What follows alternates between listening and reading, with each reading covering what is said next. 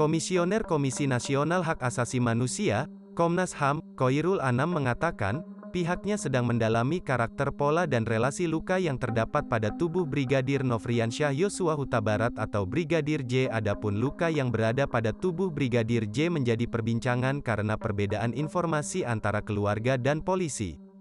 Terkait perbedaan jumlah luka pada tubuh Brigadir J dan jumlah tembakan yang dilepaskan Baradae, kata Anam, bergantung pada peristiwa yang terjadi. Pengalaman Komnas HAM, kata Anam, terdapat beberapa korban yang hanya mendapatkan satu buah luka dan langsung meninggal. Di sisi lain, lanjutnya, terdapat juga korban yang ditembak hingga berkali-kali sebelum akhirnya tewas. Anam mengatakan, saat ini pihaknya sedang mengumpulkan informasi dari berbagai pihak. Setelah data terkumpul, pihaknya akan memeriksa para pihak dan melakukan rekonstruksi. Ia juga menyebut, saat ini langkah Komnas HAM adalah mendalami informasi yang beredar di publik dan membandingkannya dengan kasus yang pernah Komnas HAM tangani. Sudah mulai bekerja. Memang bekerjanya memang sangat awal, ngumpulin semua informasi yang ada, khususnya dari media, baik media konvensional maupun sosial media. Nah, ketika kami mendengarkan bahwa Pak Kapolri dengan spirit keterbukaan mengumumkan membentuk tim khusus gitu ya, yang salah satunya mengajak kami yang di eksternal Komnas HAM, kami melihatnya ajakan ini adalah spirit keterbukaan dan kepercayaan kepada Komnas HAM dan kami mengucapkan terima kasih untuk itu. Namun demikian sampai tadi siang itu kami masih bertanya-tanya ini mekanismenya bagaimana dan apa posisi Komnas HAM. Nah, tadi kami bertemu dengan Pak Ikwasum sebagai ketua, terus Pak Waka sebagai penanggung jawab. Itu kami mendapatkan penjelasan gitu. Jadi mendapatkan penjelasan bahwa teman-teman kepolisian, rekan-rekan kepolisian dan juga semangatnya Pak Kapolri itu adalah akuntabilitas dan transparansi. Sekaligus ya juga ditekankan bahwa Komnas HAM itu bagian lembaga yang memiliki sifat independen. Sehingga ini agak khas nih.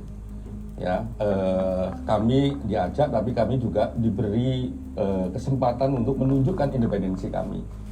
Jadi kami dengan tim yang sudah di bagian saya khususnya di pemantauan dan penyelidikan memang sejak awal udah mulai mengumpulkan itu tetap kami akan bekerja ya, tetap akan bekerja sesuai dengan mandat dan karakter Komnas HAM.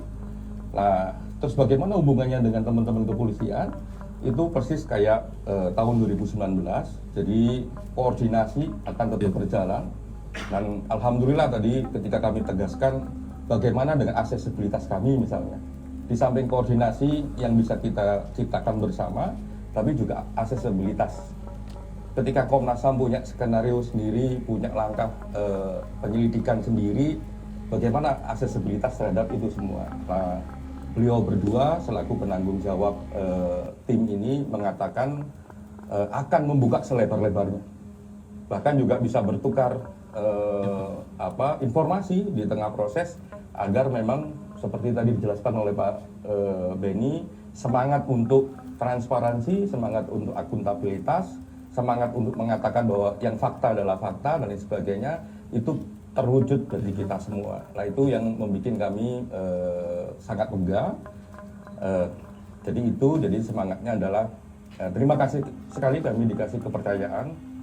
Namun demikian, seperti pembicaraan kami, tim Komnas HAM juga jalan ya, dan di banyak titik nantinya kami akan berkoordinasi.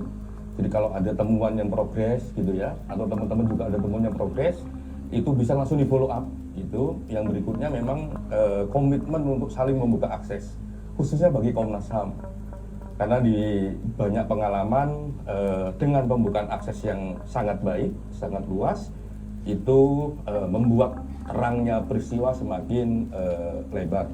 Mungkin itu dari saya. Mungkin Pak Beka, silakan.